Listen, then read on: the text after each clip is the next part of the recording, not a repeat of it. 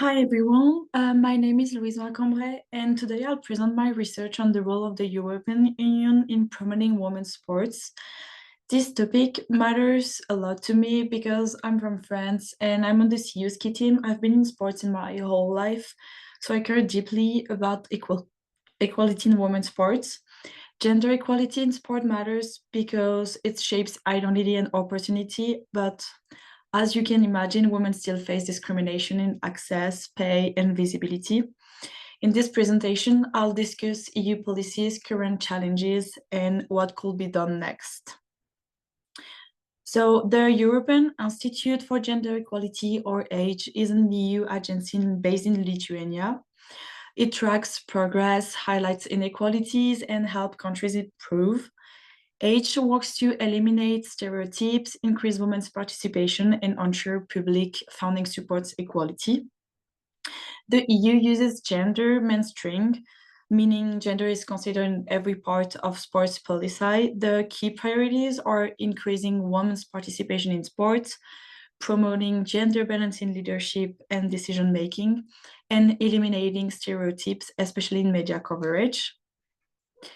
In this slide, it's about the EU Work Plan for Sports 2021-2024. This plan makes gender equality a cross-cutting priority, meaning it applies at all levels, so from grassroots to elite. It focuses, on leadership and decision-making in governance, also on coaching, so more female coaches, and also on visibility in media coverage, so to have a greater visibility of women's achievements. Since the EU can't make laws on its own, it promotes cooperation across countries, and the plan also connects sports to bigger goals like education and inclusion. Political support matters too. In 2023, the President Ursula von der Leyen of the Commission said, "We cannot talk about a fair society if half of it is left behind." And this quote, I think it's super important because it shows that gender equality is a top priority at the highest level of EU leadership. But despite progress, inequalities remain. Women's sports get less visibility, lower pay, and few leadership roles. The magazine L'Humanité reports only 2 women lead Olympic federations, so it's not a lot. And women's sports also get 5 times less media coverage. So it's a big gap between men and women. In 2025, the ski jumping athlete Selina Freitag won a ski jump event. And at this event, she won a gift bag with shower gel, and some stuff like that.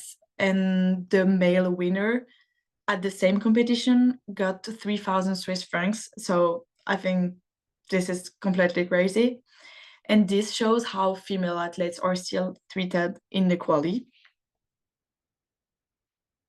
There's also some institutional resistance. The two researchers, Menensen and Fasters, show how institutional barriers continue. Menensen in this article talks about women's boxing in France, which wasn't officially recognized until the 1980s. Even then, men still controlled women's participation. And Fisters shows that even today, men dominate elite sports, and the gender norm persists because women are more in soft sports and men in hard ones. So how it's called, like the discipline hard and soft. But there's also a lot of success stories. I found 2 different examples. The first one is the Women's Euro 2022, the final. That was a milestone. The final had record attendance, even more than the men. So that was really, really good. And also in skiing, Michaela Schifrin, so she is the best skier in the world, and in history she won the most World Cup ever, and said that the prize money was equal between men and women. So this is also super good. But she also said that most coaches are still men, so this could maybe progress. What needs to happen next? What can the EU do better? So first, EU can enforce equality rules more strongly.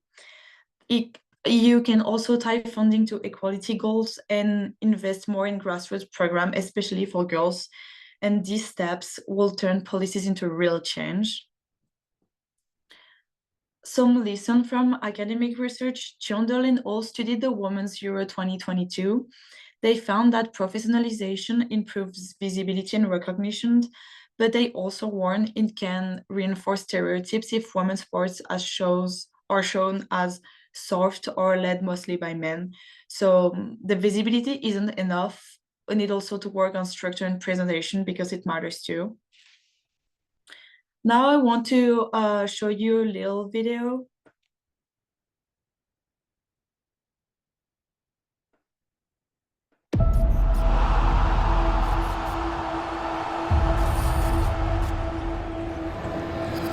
Ah, c'est passé. Bravo. Oui, c'est passé. Oh oui. Bien sûr que c'est passé. Oh, Ligue 2. Maintenant, faut que ça aille au bout. Allez. Ouais, c'est bien joué. Il n'y a Allez, plus qu'à la allez, pousser. allez, Il n'y a plus allez, qu'à la oui, oui, pousser. oui, oui, oui. Voilà. C'est pénalty, Oh, ça. penalty. C'est Voilà. fait. Les Bleus qui reviennent dans le match. Et on a encore le droit de rêver. Avec le pied droit. Quel toucher de balle extraordinaire. Là, il y a un bon ballon de contre à jouer. Ah, bien fait le grand pour le centre en crack. Bah oui, bravo. Il va direct. Il est direct. Le centre en trait. Oh, le geste d'ailleurs. Ah, la tête piquée. Oh, quelle est Superbe. Elle est belle cette équipe. Ouais, c'est ça. Le football qu'on aime. C'est ça.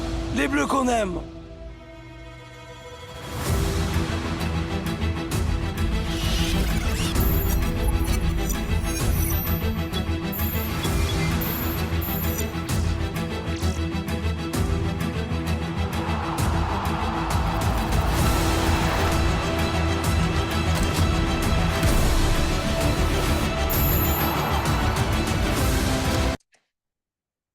So in 2023, Orange released a video of amazing football goals, as you saw, saying that they were from the French men's team, but at the end we saw that it was actually the women's team just edited.